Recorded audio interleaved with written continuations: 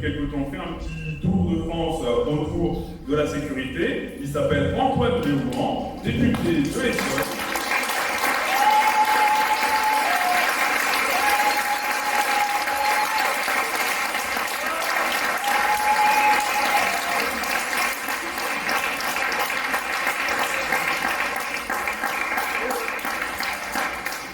Antoine, je te remercie d'être présent parmi nous ce soir, d'avoir fait le trajet avec ta petite famille, qu'on accueille bien volontiers, avec beaucoup de plaisir. Merci à toi d'être là dans ce contexte particulièrement troublé, comme je l'ai indiqué au début de cette réunion. Alors, tu es connu pour être particulièrement actif sur les réseaux sociaux, tu étais le monsieur réseaux sociaux de la France Insoumise, le roi de Twitch, dans sa chaîne avec Monsieur Mélenchon.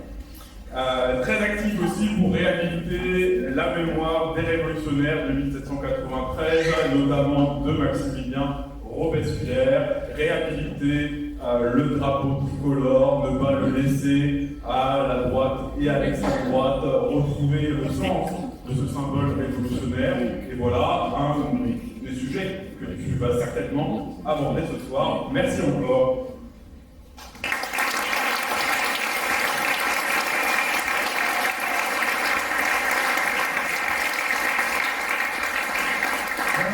Bonsoir à toutes et à tous. Et pour réhabiliter le drapeau, j'ai commencé par l'habiller moi-même en drapeau. Ça allait mettre une ambiance de travail, puisque eh bien, je vais effectivement en dire quelques mots. Je veux d'abord vous remercier pour l'invitation qui m'a été faite. Merci Damien Sallet, votre candidat tête de liste, d'avoir réussi à construire une liste à Châlons, et je dois le dire, vraiment une très belle liste. Enfin, moi je vous ai découvert aujourd'hui, je ne vous connais pas, je viens ici peut-être pour la première fois, je ne sais pas si je suis pas déjà venu une fois avec Mélenchon, c'est possible, mais en tout cas je découvre cette liste, et je dois dire que vous avez fait un travail qui est un travail formidable, puisque vous avez effectivement fait une liste qui ressemble, j'imagine, à la population de Châlons, mais qui ressemble, en tout cas, j'en suis sûr, au peuple français tel qu'il est, pas tel que certains le fantasment en pensant que nous serions je ne sais quoi, mais en ayant une liste où il y a, oui, des salariés, des cadres, des chefs d'entreprise, où il y a des femmes et des hommes de toutes les origines, de toutes les religions, j'ai l'impression aussi, et où, eh bien, on a décidé de faire enfin des listes qui impliquent l'ensemble des citoyens dans une élection municipale. Je vois que ça en choque certains de temps en temps, mais ma foi, quand on veut faire la démocratie, eh bien, on essaye aussi d'avoir des élus qui ressemblent au peuple lui-même.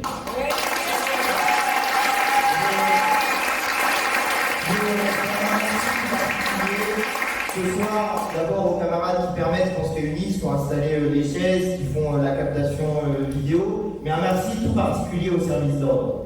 Parce que dans la période, c'est particulièrement important d'avoir des camarades qui assurent la sûreté de nos réunions, et précisément, je vais en parler aussi, parce qu'il y a une menace qui pèse en ce moment sur nous, qui est une menace qui vient de l'extrême droite. Ceux qui nous parlent sans arrêt de sécurité sont des responsables de l'insécurité dans notre pays.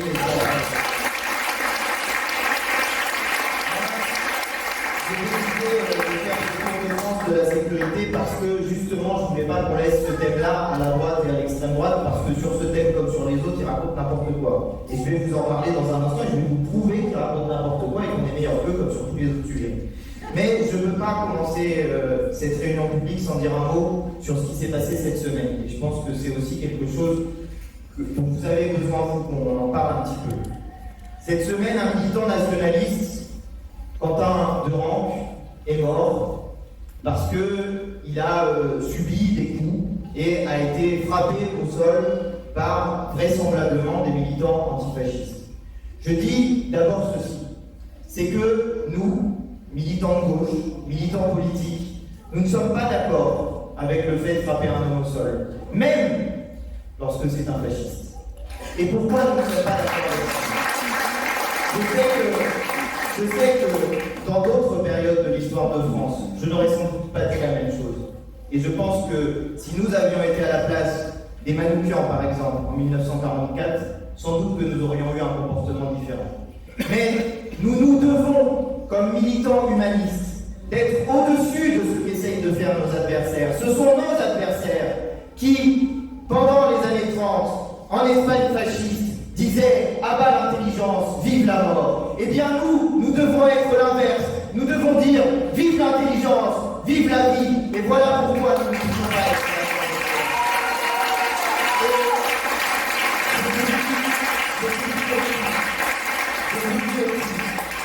dire cela, condamner la violence, c'est quelque chose que nous avons toujours fait. Et je trouve odieux la chose qui est faite en ce moment, d'essayer de mettre sur le dos de la France insoumise cette violence qui s'est produite à Lyon. Et je vais en parler dans un instant des responsabilités partagées de cette violence à Lyon, parce qu'il y en a qui sont bien responsables de la violence. Et je vous dis ceci, Jean-Luc Mélenchon est une personne qui a toujours été extrêmement claire, qui a toujours condamné la violence en politique pour deux raisons principales. La première, c'est que la violence met à distance l'ensemble des personnes qui peuvent vouloir participer à l'action politique. Et je parle en particulier de ceux qui sont potentiellement les plus victimes de la violence. Ça, c'est la première raison. Et la deuxième raison, c'est que nos adversaires ont toujours plus de moyens pour s'armer plus fortement que nous, et que ce sont toujours les nôtres qui partent les premiers. Et dire cela, c'est faire la peau à ce qui est en train d'être fait en ce moment. La diabolisation politique et médiatique de la France insoumise a un objectif bien précis. Cet objectif précis, c'est d'essayer, en nous diabolisant nous, de dédiaboliser petit à petit le Rassemblement national et d'arriver au terme de la dédiabolisation des fascistes. Parce que si la France insoumise est plus violente que les fascistes, alors dans ce cas-là, évidemment, la logique sera de faire barrage à la France insoumise plutôt que de faire barrage au Rassemblement national. Et voilà l'objectif qui est ceux de nos adversaires. Il faut donc rappeler quelques vérités. D'abord, la France insoumise n'a rien à voir avec ce qui s'est passé à Lyon pour une raison simple. C'est que la conférence de Rima Hassan se tenait à Sciences Po et que la RIX s'est déroulée dans un autre endroit et que dans nos conférences à nous, nous faisons appel à notre service d'ordre à nous, et c'est aussi la raison pour laquelle je tenais à remercier notre service d'ordre dont je sais qu'il fait son travail de cette manière-là.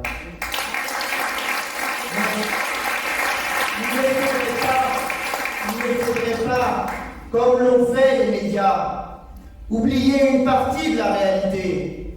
C'est qu'à Lyon, il y a des groupes fascistes depuis longtemps enquistés dans cette ville, et que ce qu'a fait la jeune garde, c'est d'abord de réussir à faire fermer 5 locaux fascistes quand les services de l'État, eux, n'avaient rien fait du tout. Voilà ce qu'a fait la jeune garde.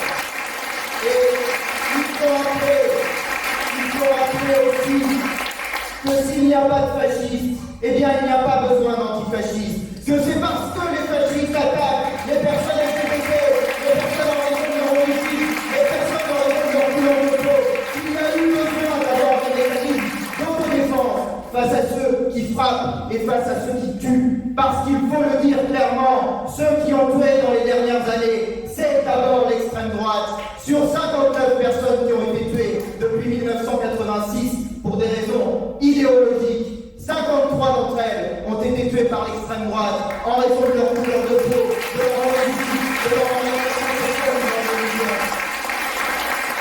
Et aujourd'hui est un jour particulier.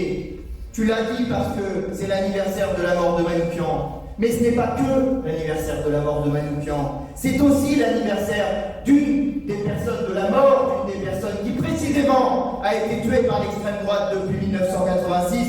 Je veux parler d'Ibrahim Ali, tué à Marseille par un colleur d'affiche du Rassemblement national. Voilà cette histoire-là qui s'est constituée.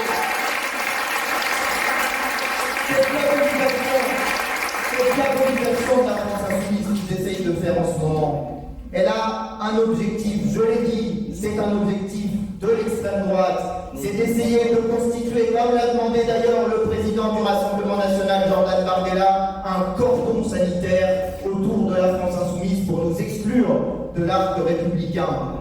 Ça, c'est l'objectif de l'extrême droite. Alors expliquez-moi pourquoi le PS se met dans la roue de l'extrême droite et reprend les mêmes éléments de langage. Expliquez-moi pourquoi des gens qui sont censés être de notre camp politique, et là je veux dire les choses de manière très importante et très précise. Pourquoi des gens qui sont de notre camp politique, qui ont lu comme nous l'histoire, qui savent comme nous normalement que ce qui a mené au pouvoir l'extrême droite dans les années 30, ce n'est pas seulement la montée du fascisme, bien sûr que oui, et il faut reconnaître à nos adversaires une capacité parfois à être en force, et puis parfois c'est nous qui sommes forts. Mais il faut leur reconnaître cette capacité à nos adversaires. Mais il faut voir aussi nos erreurs, y compris celles qu'on a fait dans le passé. Qu'est-ce qu'on a fait comme erreur dans le passé? Eh bien, précisément, une partie de la gauche a préféré s'allier avec le centre, plutôt que de s'allier avec ceux qui tenaient la barricade, justement, contre l'extrême droite, et des antifascistes rigoureux. Et je parle notamment du Parti communiste en Allemagne. Il faut regarder ce qui s'est passé dans cette période-là, bien particulière, pour ne pas commettre les mêmes erreurs. Il faut lire le livre de Johan Chapoutot, Les Irresponsables, pour voir comment certains participent d'amener le pouvoir à l'extrême droite.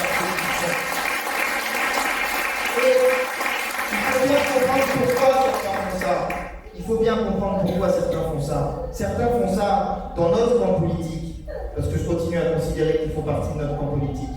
Certains font ça pour des orientations politiciennes à courte vue, parce qu'il y a les élections municipales les 15 et 22 mars, et que eux, ce dont ils ont besoin à ce moment-là précis, c'est d'essayer de faire en sorte de faire baisser la France insoumise en dessous du score des 10%, pour pouvoir se dire que finalement ils peuvent nous laisser de côté et puis se maintenir au second tour, parce que sachez-le, si on fait 10%, on peut se maintenir au second tour pour ceux qui ne le sauraient pas, et que donc il va y avoir un moment où tous ceux qui disent qu'ils ne veulent pas faire d'alliance avec la France insoumise vont être obligés de se rappeler qu'on est fort, qu'on a fait plus de 10%, et qu'il va bien falloir discuter avec nous s'ils veulent gagner les mairies ou les conserver. Et c'est pour ça qu'ils essayent de faire ça. C'est pour des courtes vues politiciennes de la semaine prochaine. Et qu'est-ce que ça dit pour le pays tout entier? Qu'est-ce que ça fait au pays tout entier? Eh bien, ça diabolise ceux qui sont à cette heure le rempart antifasciste dans le pays, le rempart civil contre le fascisme. Et moi, je ne suis pas d'accord avec ceux qui font ça. Mais mon devoir, c'est de dire aussi merci à un certain nombre de personnes. Merci d'abord à ceux qui sont à notre gauche et qui ont été clairs dans la période alors que d'habitude ils nous disent qu'on est sociaux-démocrates. Merci à Nathalie Arthaud, merci à Olivier Lefonso, merci à Marcel qui tous ont dit leur solidarité avec la France insoumise. Merci aussi à ceux qui au Parti communiste français ont encore un petit peu de mémoire, et je pense notamment à Elsa Faucillon. Et puis, permettez-moi un petit mot particulier, parce que j'ai entendu que Michel, il avait quitté le Parti communiste pour venir avec nous, par fidélité avec l'idée du communisme. Je crois en tout cas que c'est pour ça qu'il nous a rejoints. Et bien je te dis merci Michel, merci Olivier,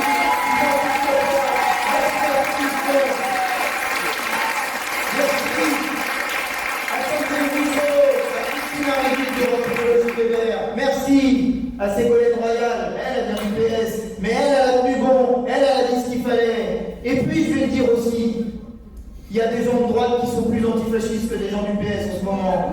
Alors je suis obligé de dire merci à Dominique de Villepin. Voilà.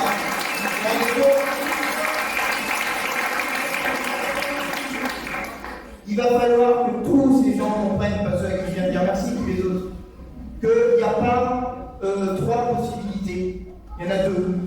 Soit on est fasciste, soit on est antifasciste. On n'a pas 12 000. Soit on est fasciste, soit on est antifasciste.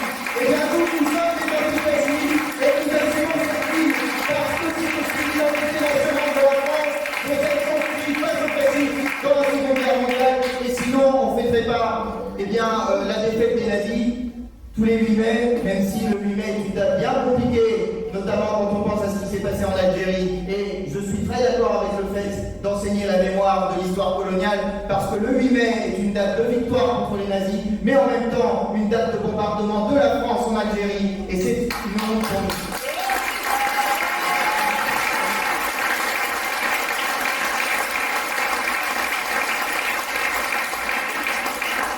fini pour la petite actu et je vais maintenant vous parler de la sécurité en profondeur.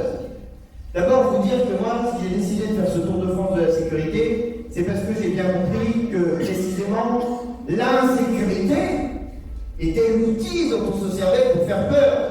Et tous les régimes autoritaires ont toujours utilisé la peur pour essayer de faire passer des techniques de surveillance, des techniques de contrôle toujours plus importantes. Et 1984, là, vous avez qu'à relire en 1984, on y est. Dans 1984, il y a des télécrans, et les télécrans sont à la fois des outils qui diffusent la propagande. Alors maintenant, il n'y a plus besoin de télécran puisqu'on a CNews, et enfin bon bref, on a toute la télévision qui fait ça. Même les chaînes dites censées être de gauche que les fascistes veulent fermer, genre France Info. Alors, je regardais cette semaine, les titres de France Info, ils étaient pires que ceux de CNews. Vraiment, c'est vrai. Non, on a atteint. Mais les fascistes, le problème de la tous ces gens sont bizarres. Enfin bon. Et donc, le télécran, à la fois, il diffuse la propagande, et puis en même temps, il écoute. Il y a un passage de 1984 dans lequel il dit on ne sait jamais quand on était observé, quand on était écouté, il fallait vivre avec l'idée qu'on était observé en permanence, et on finit par rentrer à l'intérieur l'idée qu'on est observé en permanence, et bien certains ont créé dans la vie quotidienne le monde de 1984. Et c'est bien la raison pour laquelle il faut faire une distinction très nette. La sécurité, ça n'est pas suffisant. La sécurité, c'est quoi? C'est le fait que vous ne vous fassiez pas agresser, que vous ne vous fassiez pas tuer, mais c'est aussi le fait de pouvoir manger à sa faim, par exemple, et d'être soigné, d'être en bonne santé, d'avoir un logement, d'avoir un travail, et je vais en parler assez longuement. Mais ça n'est pas suffisant, la sécurité. Il y a une notion supérieure que nous défendons, au moins depuis 1789, c'est la sûreté. La sûreté, c'est, oui, la sécurité, mais aussi le maintien des droits. Et ça, c'est une autre histoire. Parce que à chaque fois que le motif de faire plus de sécurité, on fait reculer les droits démocratiques, les droits individuels, les droits collectifs, eh bien on fait reculer la sûreté. Et il ne peut pas être possible pour des gens de gauche d'accepter qu'au motif de faire avancer la sécurité, on fasse reculer la sûreté. Et là où nos adversaires disent que la première des libertés, c'est la sécurité, eh bien nous disons l'inverse. La première des sécurités, c'est la liberté, et voilà, c'est l'université.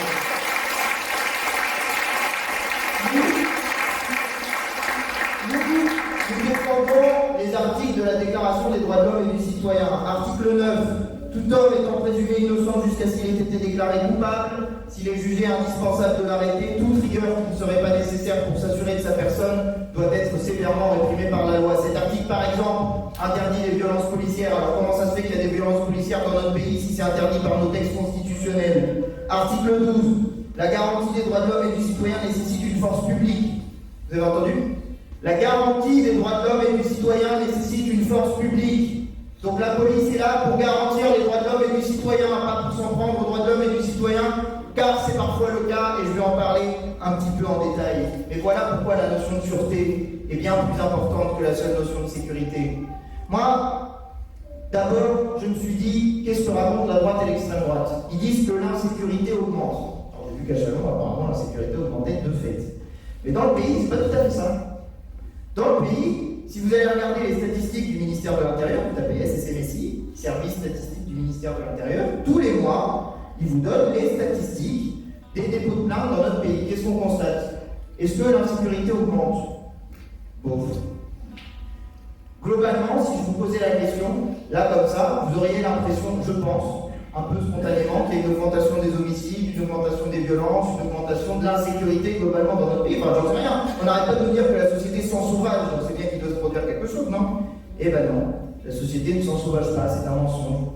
La société a plutôt tendance à diminuer dans son insécurité. Il y a une stabilité des homicides. Il y a un peu une hausse dernièrement, qui est largement liée au trafic de stupéfiants, parce que les trafiquants s'entretuent. Et oui, ça compte comme des homicides quand les trafiquants s'entretuent. Et c'est un problème. Parce que parfois, eh bien, ils ne tuent pas, ils ne font pas que s'entretuer. Parfois, il y a une balle perdue qui va se loger dans la colonne vertébrale d'un gamin de 5 ans, par exemple. C'est arrivé dans notre pays. Et donc, si on veut lutter contre cette insécurité, il faut lutter contre le trafic de stupéfiants, et je vais dire comment. Et puis, si je regarde les autres phénomènes d'insécurité, il y a globalement une baisse partout. Alors, vous avez des items détaillés. Violence vol avec arme, ça baisse. Vol violent sans arme, ça baisse. Vol sans violence contre des personnes, ça baisse. Cambriolage de logement, ça baisse. Vol de véhicule, ça baisse. Vol dans les véhicules, ça baisse. Vol d'accessoires sur véhicule, ça baisse. Enfin, je peux vous faire la liste longuement. Il y a des choses qui augmentent. Oui, c'est vrai. Il y a des choses qui augmentent. Et il faut regarder quoi. Le trafic de stupéfiants et la consommation de stupéfiants, c'est un des éléments où ça augmente. Pourquoi ça augmente? Parce qu'ils ont décidé de faire des opérations place nette, où ils arrêtent d'un seul coup plein de gens, parce qu'ils ont décidé de mettre des amendes forfaitaires délictuelles à la place d'envoyer les gens devant les tribunaux quand ils consommaient des stupéfiants, donc c'est plus facile, et donc il y a davantage d'amendes qui sont mises sur consommation de stupéfiants. Est-ce que ça fait baisser la consommation de stupéfiants de mettre des amendes? Non, ça ne fait pas baisser la consommation de stupéfiants, mais ils en ont rien à foutre. Leur seul objectif, c'est de dire ça augmente et vous voyez, il y a un danger, et donc il faut faire une loi narcotrafic sur laquelle on va surveiller par exemple vos connexions Internet. Ah oui, je vous l'ai dit, l'insécurité, ça permet de faire passer des lois qui sont des lois toujours plus rigoureuses, notamment pour surveiller la population. Mais il y a deux secteurs de violence qui augmentent dans les dépôts de plainte. Et vous savez quoi? C'est une bonne nouvelle. Tiens, et au moins il nous dit qu'il y a une insécurité qui augmente et que c'est une bonne nouvelle. Oui, parce que les deux secteurs qui augmentent, c'est les violences sexistes et sexuelles et les violences intrafamiliales. Mais ça ne veut pas dire qu'il n'y avait pas de violences sexistes et sexuelles et pas de violences intrafamiliales. Ça veut juste dire que depuis le mouvement MeToo, il y a un rattrapage qui est en train de se faire sur les dépôts de plainte, et c'est une bonne nouvelle parce que ça veut dire que ceux qui frappent leurs enfants ou qui violent des gens, eh bien, sont davantage poursuivis et davantage punis, et que l'impunité est en train de diminuer. Et c'est une bonne nouvelle que nous soyons en train de traiter ces insécurités-là. Oui, mais ça, ils n'en parlent pas. Et puis, deuxième mensonge de la droite et de l'extrême droite.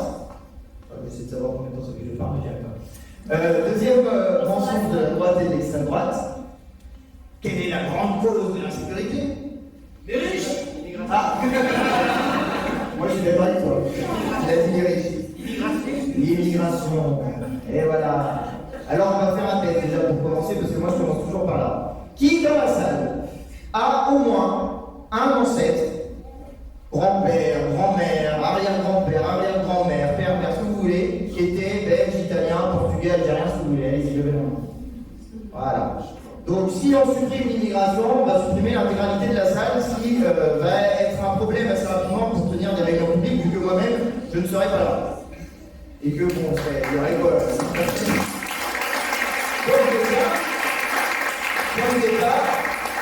Point de départ, l'immigration n'est pas une donnée idéologique. L'immigration est un phénomène matériel, il y a des causes. Monsieur Bolloré en est responsable d'ailleurs, puisqu'il a exploité pendant des années des matières premières en Guinée et je ne sais où. Mais l'immigration est un phénomène matériel. Ceux qui sont contre l'immigration, on aurait bien aimé les entendre dénoncer Netanyahou et sa guerre, parce que la guerre, c'est une des premières causes de l'immigration. On aurait bien aimé les entendre dénoncer Nicolas Sarkozy et sa guerre en Libye. Hein? On aimerait bien les entendre parler de la paix, comme ils parlent de l'immigration. Parce que vous avez un plaisir. C'est jamais un plaisir de quitter sa patrie. C'est jamais un plaisir de quitter le pays qu'on aime. Parce que c'est des saveurs, c'est des odeurs, c'est des paysages, c'est de la famille, c'est des gens qu'on aime. Et c'est pas facile de quitter son chez-soi. Eh oui, parfois l'immigration c'est un exil forcé. Quand les gens fuyaient les fascistes en Espagne, ils n'avaient pas choisi que ce soit les fascistes qui arrivent au pouvoir.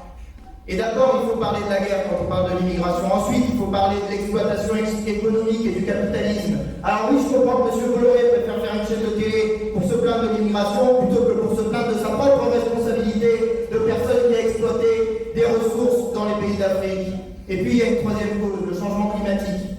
Et ça, ils n'en parlent pas non plus parce qu'ils n'y croient pas. Donc, comme ça, problème réglé.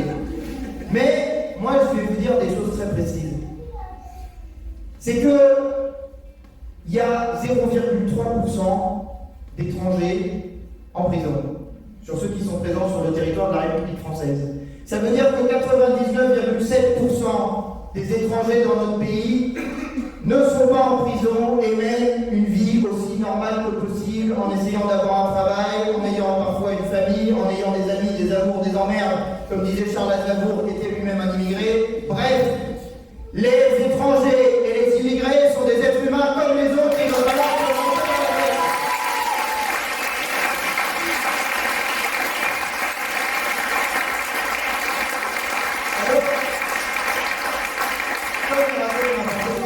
Comme il raconte n'importe quoi, eh ben, il propose aussi n'importe quoi comme solution. Alors la première des solutions, c'est plus de bleu dans la rue. Et vous en avez un exemple avec votre mère. Plus de bleu dans la rue et à cheval. J'avoue que le coup du cheval, j'étais pas prêt. J'étais pas prêt. Et du coup, quand j'écoute comme ça, je me dis, ah, un cheval, oui. Vous savez quoi? Nous, en Essonne, pardon, toi tu es en Essonne. En Essonne, on a ça. Alors on fait des manifs avec des policiers qui sont montés sur des chevaux comme ça. Et je vous jure que je me sens en insécurité, moi. Ça me provoque un sentiment d'insécurité d'avoir une manif avec la police montée. Parce que je me dis, si le cheval, pour une raison ou pour une autre, je sais pas qui klaxonne à côté et qui part dans tous les sens au milieu de la manif, je me dis, moi je me sens en insécurité. Hein. Je préfère des policiers avec leur képi, pas trop de matériel, voilà, on fait du maintien de l'ordre, de manifestation, tranquille, sans armes à feu si possible, sans LBD, sans grenades de désencerclement, sans carapace. On n'est pas des violents, on n'est pas des sauvages, on manifeste parce qu'on veut plus de pouvoir d'achat, plus de démocratie, plus d'écologie, et aussi pour les policiers, donc ils devraient le savoir quand même, normalement. Et donc, plus de bleu dans les rues, ça a une conséquence néfaste. C'est que ça fait moins de bleu dans les bureaux. Eh oui, ils n'y avaient pas pensé, ils sont un peu bêtes. Parce que ils ont dévalorisé la filière de la police judiciaire qui fait le travail d'enquête, et en dévalorisant la filière de la police judiciaire, qu'est-ce qu'ils ont fait? Eh bien, il y a une diminution du taux de résolution des enquêtes. Je vais vous donner un chiffre qui m'hallucine. Quand Emmanuel Macron est arrivé au pouvoir, quand vous vous faisiez tuer, dans 86% des cas, on trouvait la personne qui vous a tué. Aujourd'hui, on est tombé à 69%. Dans un cas sur trois, si vous vous faites tuer, on ne saura pas qui c'est. Vous trouvez que ça augmente la sécurité? Moi, je trouve que ça augmente l'insécurité. Enfin, je veux dire, c'est quand même quelque chose d'assez dingue. Et c'est vrai dans tous les secteurs de travail de la police judiciaire. Donc nous, ce qu'on va faire, c'est l'inverse. Moins de bleu dans les rues, encore que pourquoi pas, je n'ai pas forcément de problème. Mais surtout plus de bleu dans les bureaux, pour résoudre les enquêtes. Et ouais, et attendez, c'est pas fini. Est-ce que vous avez déjà entendu parler du logiciel de la police judiciaire, à part par moi? Parce que moi, j'ai proposé une commission d'enquête sur le sujet. Figurez-vous que la police judiciaire n'a pas de logiciel qui fonctionne. Mais ils s'en sont rendus compte il y a 8 ans. Et il y a 8 ans, ils ont demandé à une entreprise du CAC 40, Capgemini, de faire un logiciel. On leur a donné 250 millions d'euros quand même. Et il n'y a toujours pas de logiciel. À l'heure actuelle, les policiers, certains m'ont dit qu'ils perdent jusqu'à 30% de leur temps de travail à cause du logiciel qui plante. Est-ce que vous avez déjà entendu Bruno Retailleau vous parler du logiciel de la police judiciaire? Jamais de la vie. Eh bien, nous, ce que nous ferons, c'est que nous commencerons par donner un logiciel qui fonctionne à la police judiciaire, et ça ne va pas être très difficile, parce que la gendarmerie en a un qui fonctionne, qui est sous le logiciel libre, mais les policiers ne veulent pas l'utiliser parce que c'est celui du gendarme. Je vous jure que c'est vrai. Je vous jure que c'est vrai. On marche sur la tête. Et attendez, c'est pas fini. Il y a un logiciel des magistrats, ça s'appelle Cassiopée. Il marche pas. Attendez, c'est pas fini. Le logiciel de la justice n'est pas compatible avec le logiciel de la police et de la gendarmerie. Si bien que quand une procédure pénale est rédigée par un policier tant bien que mal avec son logiciel qui ne fonctionne pas, eh bien le magistrat doit recommencer le travail qui a été fait par le policier à zéro. Je vous jure que c'est vrai. Et tout le monde s'en fout. Ils vont vous parler des caméras, ils vont vous parler des policiers, ils vont parler des chevaux, enfin, vous faites de l'équitation, mais vous ne faites pas de la sécurité en faisant ça. La deuxième chose que raconte la droite et l'extrême droite, c'est qu'il faut des peines plus dures. La politique de terreur, c'est lui qui disait ça tout à l'heure, c'est toi. La politique de la terreur. Ils n'aiment pas Robespierre, mais apparemment, ils aiment la politique de la terreur. Et oui, parce que c'est bien connu. Quand on fait un crime ou un délit, d'abord, on feuillette le code pénal, et à la page 462, on se rend compte que là, la peine, c'est 2 ans de prison et que vraiment, on ne va pas faire le crime ou le délit. C'est vrai, tous les délinquants et les criminels se baladent avec un code pénal sous le bras, qu'ils ont potassé, et voilà. Donc, quand on augmente les peines, ça ne produit rien. C'est-à-dire, toutes les enquêtes sur le sujet font la démonstration que ça ne sert rigoureusement à rien de faire de l'augmentation des peines. Par contre, ça a un effet délétère. Ça envoie des gens en prison et plus longtemps en prison. Mais sauf que quand vous avez déjà une surpopulation carcérale, ça produit de la délinquance et de la criminalité. Et je parle avec de la surpopulation carcérale, mais il faudrait peut-être se poser la question aussi de savoir si, sans surpopulation carcérale, la prison ne crée pas elle-même de la criminalité et de la délinquance. Surtout quand, une des questions qui n'est pas traitée dans notre société, et je vais commencer à vous parler des sujets dont on ne peut pas parler à cause de la droite et de l'extrême droite. Une des questions qui n'est pas traitée dans notre société, c'est par exemple la question des troubles psy. On n'en parle pas des gens qui sont en prison en raison du fait qu'ils ont des troubles psy. Moi, je demande les chiffres quand je vais en prison. Ils me disent que c'est à peu près 30% des gens qui sont en prison qui ont des troubles psy. Ça ne veut pas dire que les gens qui ont des troubles psy sont nécessairement des criminels et des délinquants, bien le contraire. Et c'est une des questions qui n'est pas assez traitée dans notre société. Mais ça veut dire que si vous traitez la question des troubles psy en envoyant les gens au trou, vous pouvez être sûr d'une chose, c'est que ça ne va pas s'arranger à la sortie de la prison. Donc nous ferons une politique différente sur ce sujet-là. Et non, augmenter les peines ne sert pas nécessairement à quelque chose. Et oui, il y a des méthodes plus douces, comme la justice restaurative par exemple. Et je vous invite à regarder le très beau film Nous n'oublierons jamais vos visages, qui est un magnifique film sur la justice restaurative et qui permet de voir qu'il y a des solutions bien plus efficaces pour faire de la sécurité et de la sécurité. Et puis, le grand absent de tout ça, c'est la question de la prévention. Jamais vous avez entendu un type de droite ou d'extrême droite dire qu'ils allaient faire de la prévention. Ah non, ça fait fleur bleue. Vouloir éviter des crimes et des délits, ça fait fleur bleue. Et sauf que nous, on ne veut pas juste punir, on veut empêcher les crimes et les délits. On veut agir avant, on veut agir en amont. Donc il faut faire de la prévention. Et donc, il vaut mieux des médiateurs des fois que les policiers. Oui, c'est plus efficace d'accompagner les jeunes, de faire en sorte qu'ils ne sombrent pas dans la délinquance, plutôt que de leur mettre des coups de matraque et d'essayer de les envoyer en prison dès qu'ils ont fait une petite bêtise ou une plus grosse bêtise. Voilà ce que je voulais vous dire d'abord dans un premier temps. Je fais très vite sur la suite. C'est que tout ça nous empêche de parler des vrais problèmes, des vrais sujets d'insécurité, parce qu'il y en a des sujets d'insécurité. Il y en a plein même des sujets d'insécurité. J'ai parlé très rapidement de la question des troubles psy, mais il est assez évident que si des gens se font adresser dans la rue par quelqu'un qu'ils ne connaissent pas, c'est pas parce que c'est un étranger ou je ne sais quoi, c'est pas ça la responsabilité. C'est souvent que c'est une personne qui peut avoir soit un trouble psy, soit une dépendance, soit être un peu perché parce qu'il a pris des substances particulières ou qu'il est en manque d'un certain nombre de substances. Et tout ça, ils n'en parlent pas, ou alors ils en parlent que par la méthode répressive. Mais la question de la santé mentale, oui, c'est une des questions. La question des addictions, oui, c'est une des questions qu'il faut traiter, et il faut la traiter par la question de la santé et de la prévention, plutôt que par la question de la répression. Et il y a un sujet d'insécurité majeur dont on ne parle pas, et qui va faire un frisson dans la salle, c'est l'alcool. L'alcool est une cause d'insécurité.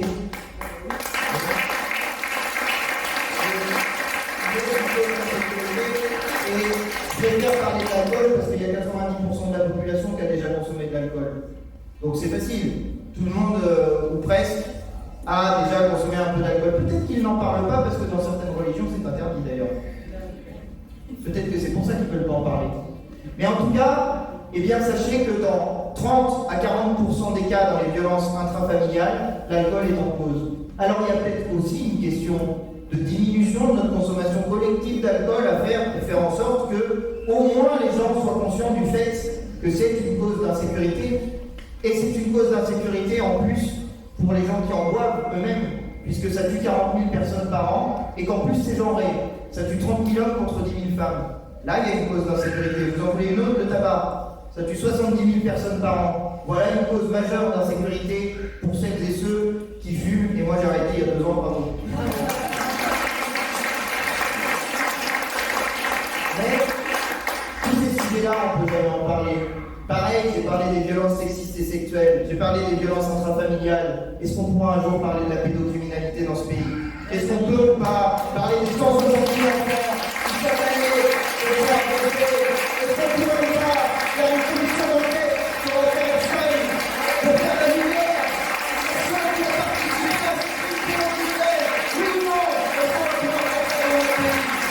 Et c'est certainement pas la SNC News qui nous fera des leçons sur le sujet puisqu'elle a gardé pendant des semaines Morandini alors qu'il est crevé.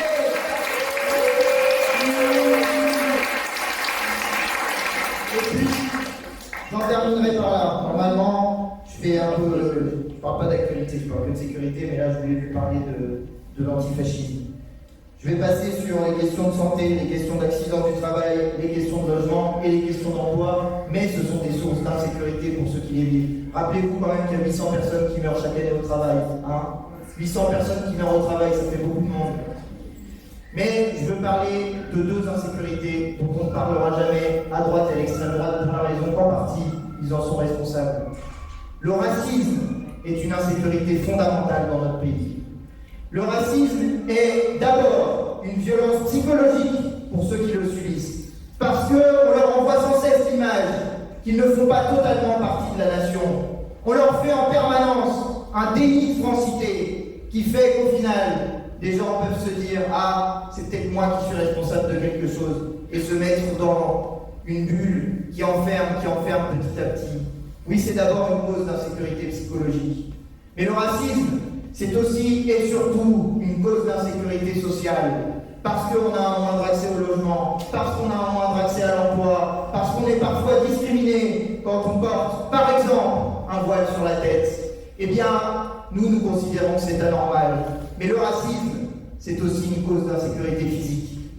Parce que oui, dans notre pays, encore, des gens se font frapper, des gens se font insulter, des gens se font agresser, des gens se font tuer en raison de leur couleur de peau, de ce qu'ils portent sur la tête ou de leur origine réelle ou supposée. Oui, le racisme est une cause fondamentale d'insécurité et quand nous arriverons au pouvoir, que ce soit dans les municipalités ou en 2027, eh bien nous mettrons tout en œuvre pour faire en sorte que le racisme cesse d'être une insécurité.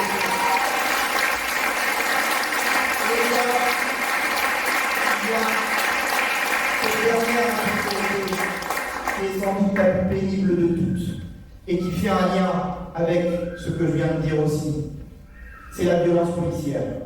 Et je le dis d'emblée, demandez à avoir une police républicaine, demandez à ce que tout le monde soit traité de la même manière dans notre pays. Ça n'est pas être excessif, ça n'est pas être anti-police, ça n'est pas être anti-flic, c'est être républicain. C'est demander simplement que ce qui est écrit sur le fronton des écoles et des mairies, liberté, égalité, fraternité, soit aussi un programme d'action pour la police nationale. Et quand j'entends des jeunes qui me disent qu'à 13 ans, ils se sont déjà fait traiter de je ne sais quoi, je ne vais pas répéter ce que disent les policiers. Mais moi, j'ai posé une fois la question au gouvernement, à M. Darmanin. Je vais vous dire ce qu'un jeune m'a dit, qu'un policier lui avait dit. Ferme ta gueule, tête de chien, tu veux qu'on t'encule ou quoi? Voilà les propos de policiers à un gamin de ma circonscription. Est-ce que c'est excessif de demander qu'un policier ne dise pas ça à un enfant? Non, ça n'est pas excessif. C'est être quelqu'un qui est précisément attaché à ce que veut dire un uniforme de police et le drapeau tricolore qu'il porte sur l'épaule. Et quand on est dans cette situation-là, il faut bien comprendre ce que ça veut dire en termes d'insécurité pour l'ensemble de la société. Ça veut dire des gamins qui ont peur de la police. Et quand on a peur de la police, eh bien parfois on court quand les policiers sont dans le coin. C'est ce qui est arrivé à Zied Boudin. Et ils sont morts. Et bien moi je ne veux pas des gamins qui ont peur de la police. Je veux des gamins qui, quand la police vient les voir parce qu'ils ont effectivement quelque chose à leur demander ou à leur reprocher, et bien les gamins ils n'aient pas peur.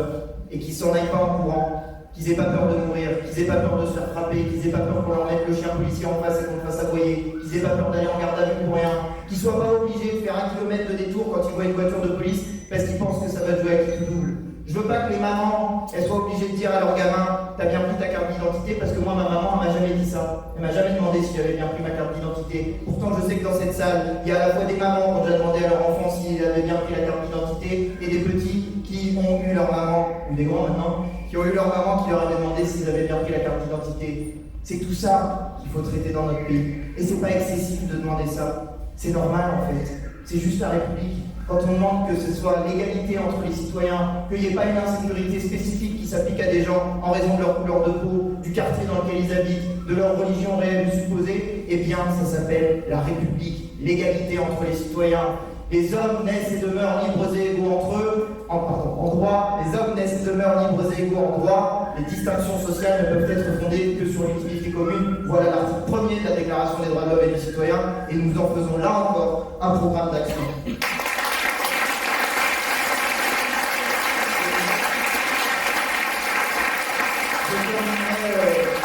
Je d'un mot, puisque tu m'as lancé sur Robespierre. Écoute, on ne s'est pas calé, mais ça tombe bien, puisque j'avais prévu pour finir une citation de Robespierre.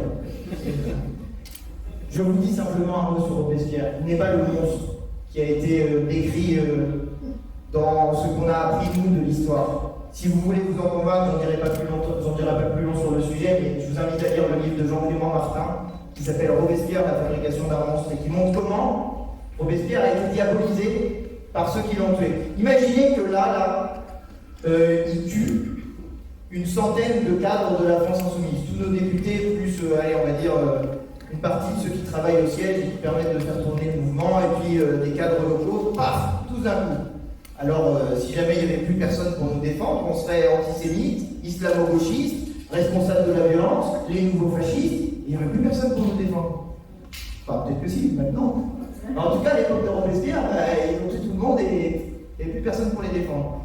Et juste après sa mort, ils lui ont tout mis sur le dos de ce que, y compris eux-mêmes, avaient fait parfois. C'est-à-dire les plus violents de la terreur, ils ont tout mis sur le dos de Robespierre en disant « c'est lui !»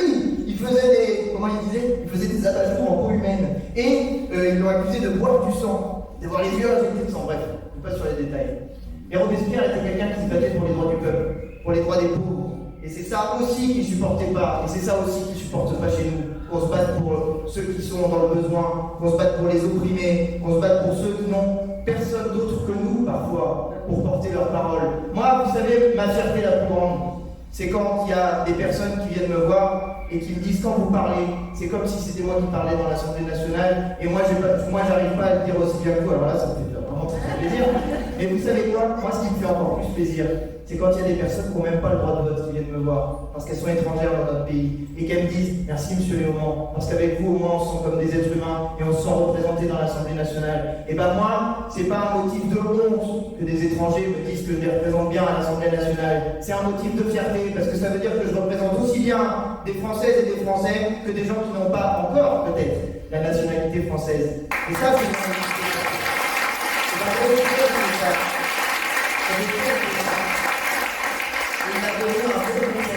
il a donné un bon conseil aux législateurs. Donc les gens comme moi, et puis les gens comme vous à partir du 22 mars, puisque vous allez gouverner notre commune, et bien écoutez le conseil de Robespierre. Et vous, législateurs, souvenez-vous que vous n'êtes point les représentants d'une caste privilégiée, mais ceux du peuple français. N'oubliez pas que la source de l'ordre, c'est la justice, que le plus sûr garant de la tranquillité publique, c'est le bonheur des citoyens. Et bien voilà comment il faut faire. Plus de sécurité, c'est d'abord plus de bonheur des citoyens, et vous verrez qu'il y aura moins d'insécurité dans ce pays.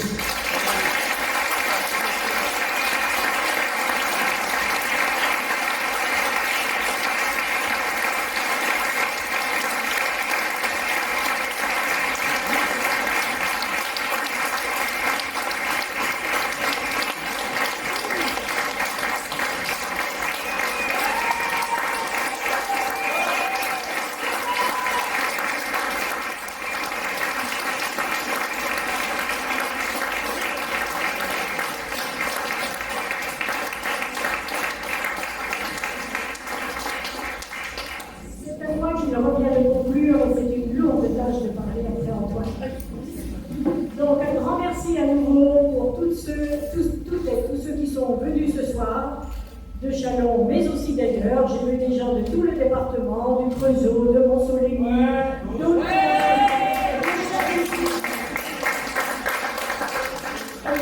particulièrement qu'on salue Olivier, qui est la tête de liste de Dijon.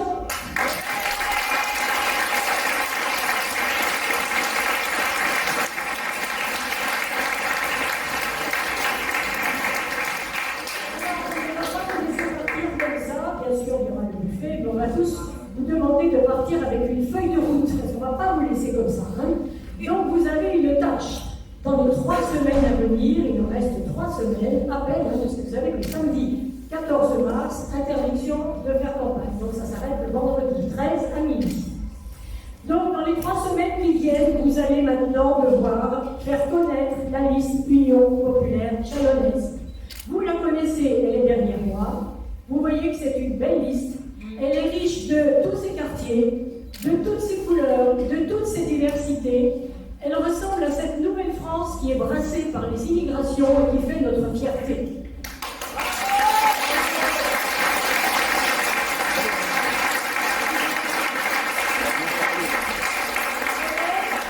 Elle est représentative des vrais gens, des vrais Chalonnais.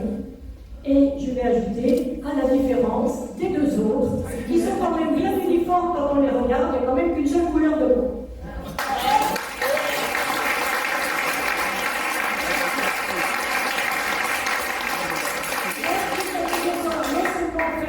La liste Union populaire chalonnaise, bien sûr au passage rappeler tous les méfaits de Gilles Latret, et puis aussi faire un petit peu la vérification politique, parce que l'autre liste elle est quand même conduite par un parti socialiste, et Antoine tout à l'heure vous a dit, là aussi tous les méfaits du Parti socialiste, en particulier le fait qu'il a fait quand même un pacte de non-censure avec le gouvernement pour laisser passer ce budget immonde qui va nous faire bien souffrir pendant l'année 2026.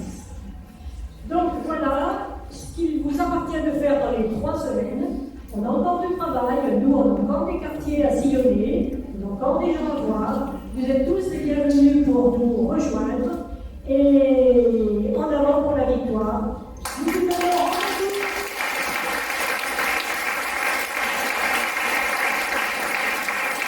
Nous vous donnons un rendez-vous important ici même le 11 mars.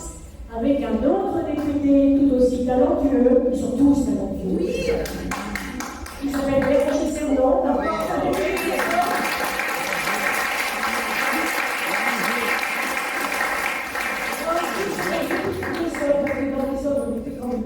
On est bien 4 députés en Essonne. Et donc Béranger viendra nous parler des transports et aussi c'est un cheminot, un ancien cheminot conducteur de RERD en région parisienne, et il viendra bien évidemment nous parler de la situation nationale comme l'a fait Antoine.